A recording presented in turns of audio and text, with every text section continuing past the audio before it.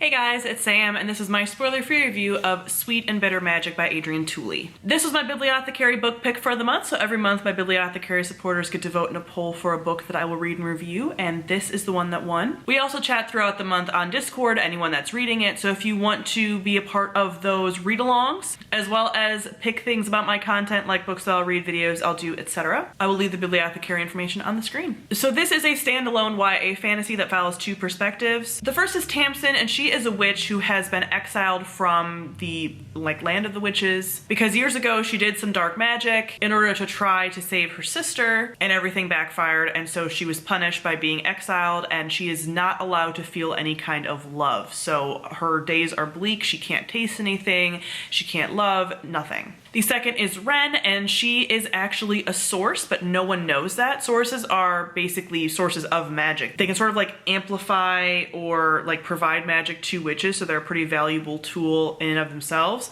but also they can see magic. Her mother and brother were killed because of magic, so she's been taking care of her very sick father for a long time and doesn't want to leave him. But at the beginning of the story, there is a plague that breaks out as the result of dark magic, and these two end up crossing paths and teaming up to try to discover the source of this plague and to take it down, and they make a pact that Ren will give Tamsin all of the love she has for her father, because Tamsin is only able to feel anything by taking the love of others.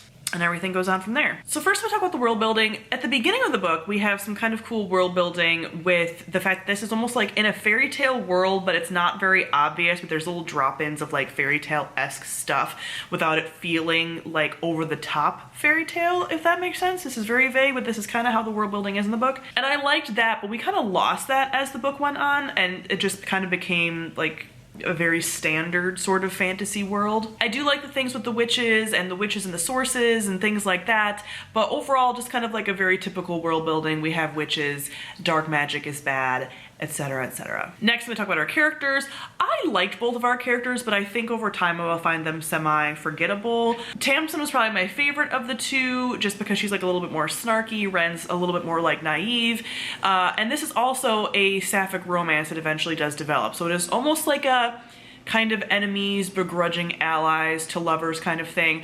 But I will say that the romance, like, it didn't come out of nowhere. They definitely spent some time together, but since this is a standalone, there's not like a ton of time for us to see all of that develop. So while I didn't hate it, I definitely didn't like pull for it either. It was just kind of like, oh, okay, yeah, this is happening. But I wouldn't say it was a romance that like pulled at my heartstrings the way that some do. And as the book went on, the pacing got like a little wonky for me. There were some characters that were introduced that didn't really feel fully fleshed out at all. There was a couple character introductions that I'm like, why did we even bother to have those characters introduced? Like, I almost feel like we actually could have pruned away a couple of the characters that were very flat and introduced and just focused more on these two, and maybe would have evolved their romance a little bit more in a way that I would have liked. But yeah, some of these side characters just like felt a little bit too, I don't know, bland to me. Lastly, we talk about the plot. The beginning of the book I was really interested in. I liked, you know, again, the development of this like story, this dark plague, blah, blah, blah.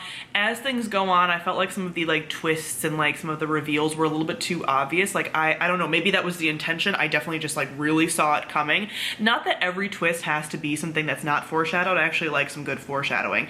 It just felt like, you know, those books when you know something but the characters don't, and you're kind of like, can we just get to the point where this is revealed? That's kind of how it got to be. And then towards the end, things got resolved like fairly easily and beautifully for everyone, and everything just kind of like worked out perfectly, which again, it's a standalone, kind of makes sense, but at the same time I'm like this was just a little bit too easy. So overall, I felt like this was just kind of like middle of the road, very bland, just kind of like fine, and I think it will be fairly forgettable for me. But if you are into witchy stories, you want a sapphic romance, you like kind of like a fairy tale-esque setting a little bit, I think it's still worth a read. It's just like not a favorite. I'm gonna forget about this very quickly. So I would say with that in mind, middle of the road, 2.5 to 3 stars. So comment below, let me know what you thought of this book if you've read it. Thank you all for watching, and I'll see all of you guys soon. Bye.